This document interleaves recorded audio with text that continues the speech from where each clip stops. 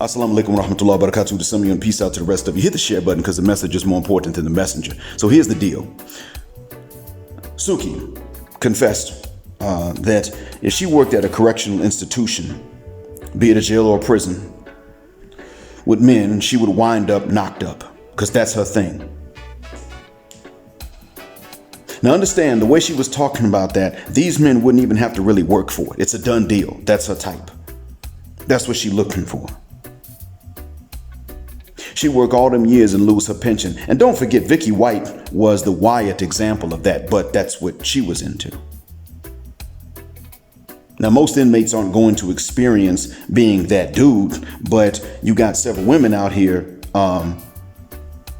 willing to be that guard, that corrections officer.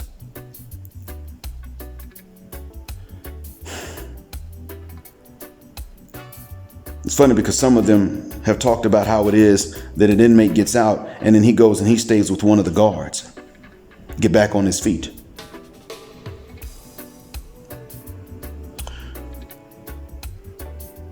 The stories that they tell when Big Herc interviews them can be pretty wild. That's what cracks me up. So what we got to do, black men, is treat these like confessions. In other words, thanks for the honesty, Suki. However, these, once they confess to this, they need to be stuck with only that option, nothing else. If you're not that type, you must never give them a chance. And I don't just mean a chance at, under the, below the belt. You must never give them a chance to gain any resources from you, anything else, anything above the belt as well. You must cut off everything. Don't pursue them below the belt because that validates them in their ego, and don't give them any resources non-sexually because that validates their ego. Any of these things they can brag about. And I'm sure it gives them a sincere endorphin rush. Don't do that for them. They need to stay with that. Because understand, if you are accused and you're not even confessing, you are merely accused, and it's a wrong accusation, but you are accused of being interested in other men. It's over for you. You know that. Every sister that hears that loses interest in you. And that's why sisters like to weaponize that against straight men.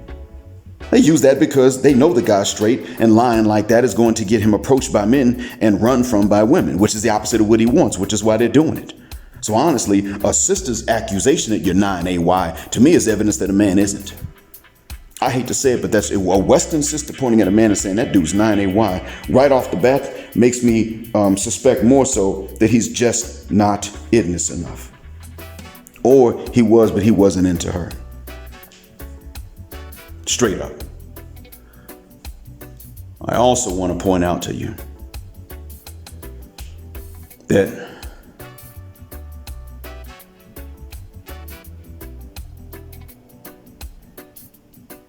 sisters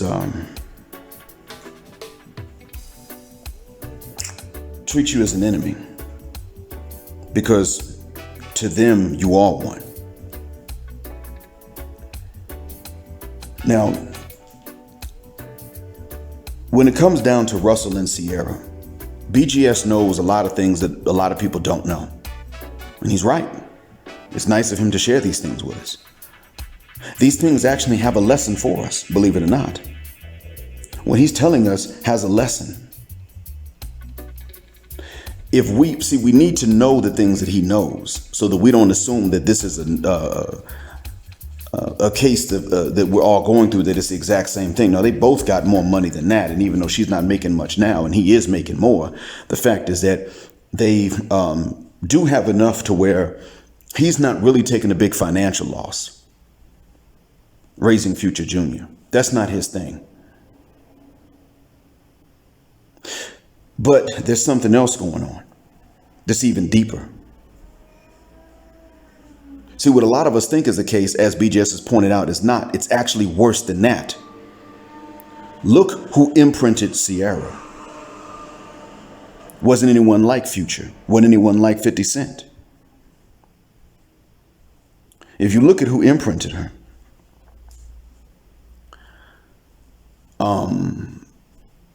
it was actually someone similar to Russell. Her prom date. Russell didn't have to spend as much on her. First date was to the zoo. Russell was the one that said to her, you're going to detox for a year. First off, no sex for a year, and we're not having sex till after we marry. Now, the way that he gets treated by her, I do think there's something to it. I really do. I don't think she was lying about worrying about the lipstick. I don't.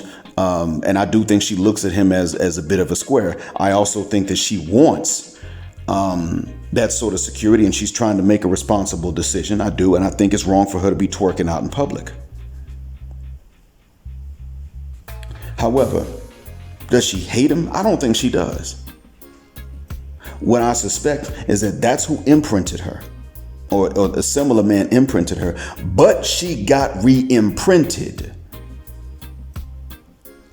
And that's what black men really need to pay attention to. Because see, this is how you know that in terms of most of Black America, it is the idnists that are winning, or at least the very, very convincing pretenders that are winning. This is how you know. If 50 or Future had been the one to imprint her, Russell could not have come along and re-imprinted her.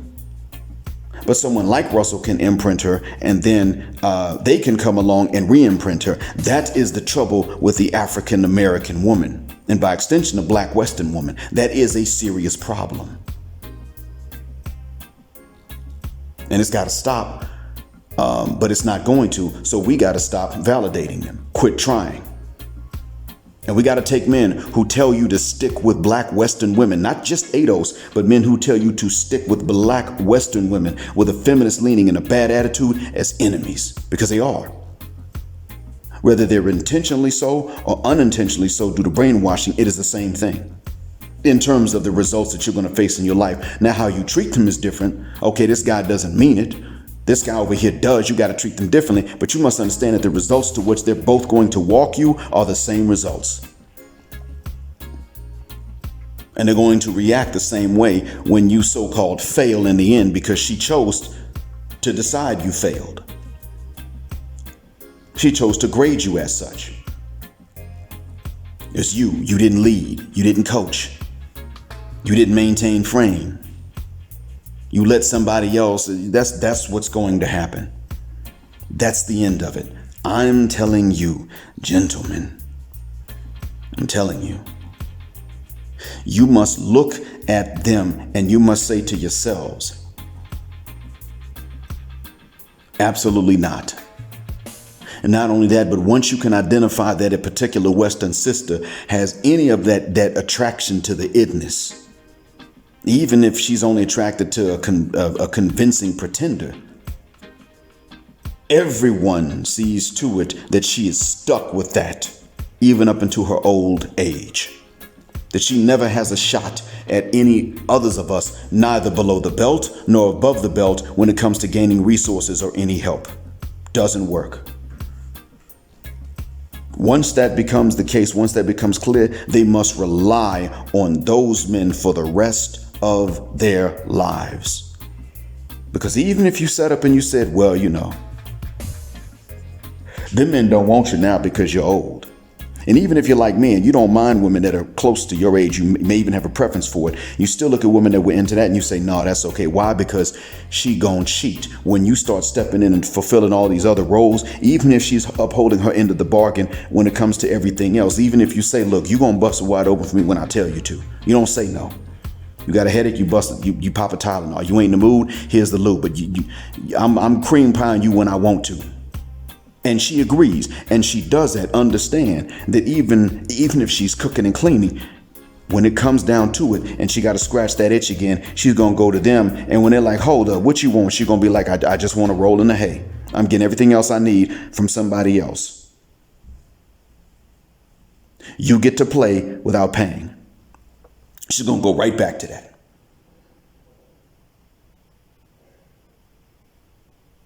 Thanks for listening. Black heart, black mind, blackout.